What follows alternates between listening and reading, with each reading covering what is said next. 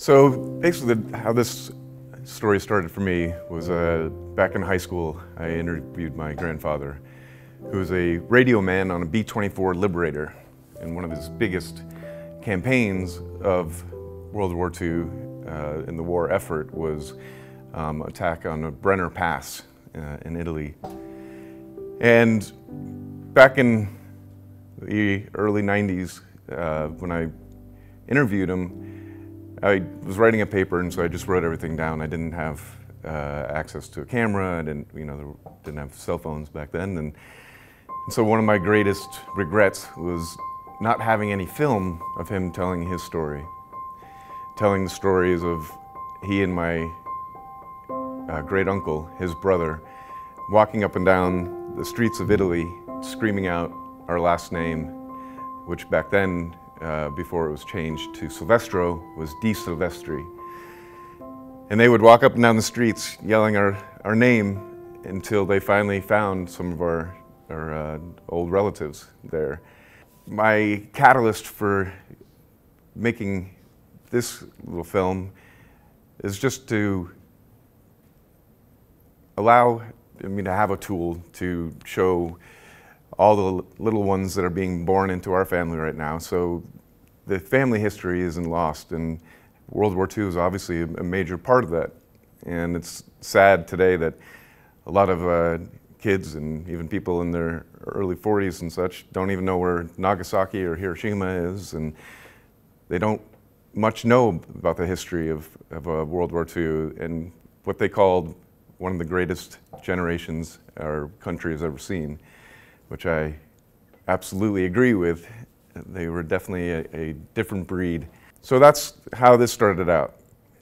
And one of the ways that I've been trying to preserve history is I wear my grandfather's, both on my mom's side and my father's side, and my great uncle's dog tags with me every day.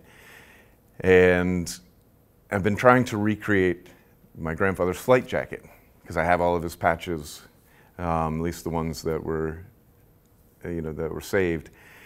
And so I'm getting an old bomber jacket and trying to figure out exactly where the patches were placed. And that leads us to me meeting Gene Metcalf, who was a World War II veteran and POW.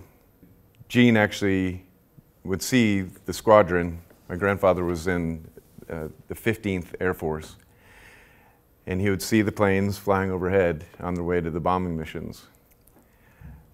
The way I met Gene is he had a sticker on the back of his truck, and it said, "World War II, I served."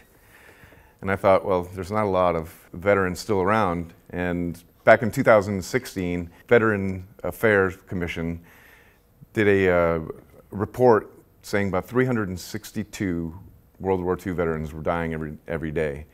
So the amount of them that are left is not many, and I just want to preserve their stories as much as I can to pass it down to future generations in my family.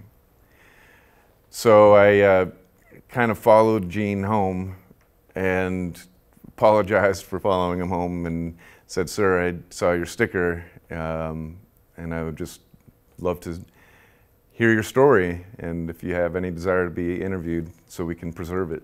That old saying that you can never know where you're going unless you know where you've come from. And that's one of the main reasons is my little niece is 9 years old. She knows nothing about the beginnings of her great-grandparents. So it's important that she understands the difference the generations went through, all the different hardships. The fact that my great aunt, who died at 96, saw pretty much everything, from the radios to the TVs to airplanes to both world wars, Korean War, Vietnam War, every war since. And families need to remember where they came from and have some pride in that. And that's what I think is lacking a little bit in these generations, and in family interactions. Here's the patch from the 15th. The B-24 Liberators, and then there's B-25s, and it was a scary missions. You know, especially for my grandfather would tell me the stories about, because he was the radio man, and then you had, you know, the front turret and then bottom turret gunners. Basically, they're in a glass bubble getting shot at. And the planes were kind of old by that time. And so it was scary flying, extremely loud, extremely cold, and incredibly chaotic. I still have, I have got my grandfather's flight case that pretty much deteriorated, but inside I've got the maps with the red circles around all the areas that they were going to be bombing.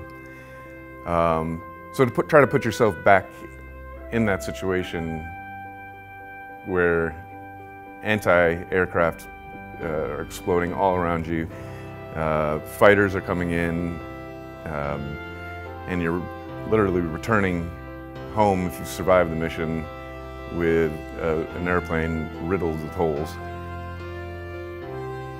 Yeah, I can't wait to discover and learn more from Gene about, you know, exactly what happened. My hope is that I really want to invite all my friends and my family to experience this journey going on that all started with me recreating my grandfather's flight jacket, where this adventure is going of knowledge and oral history is going to go. We'll have to see. So I hope you stick with watching, and I'll take you along for the ride.